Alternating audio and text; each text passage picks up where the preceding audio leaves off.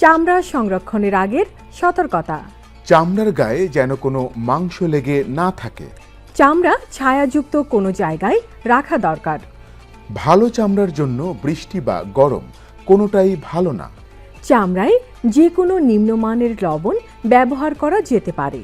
লবণ যত নিখুঁতভাবে লাগানো হবে দামও তত ভালো পাওয়া যাবে। পশু কোরবানির আগে ও পরে করণীয়। পশু কোরবানির 2 ঘন্টা আগে পশুকে প্রচুর পানি খাওয়ানো, এতে চামড়া ছাড়ানো সহজ হয়। কোরবানি দেওয়ার আগে পশুকে ভালোমতো গোসল করানো। চামড়া ছাড়ানোর সময় মাথা বাঁকানো ধারালো ছুরি ব্যবহার করা।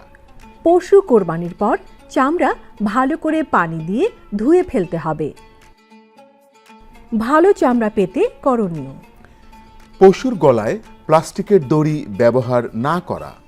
পশু কোরবানির 12 থেকে 14 ঘন্টা আগে কোনো দানাদার খাবার না খাওয়ানো। মাটিতে শোয়ানোর আগে পশুর গায়ে যেন চোট না লাগে।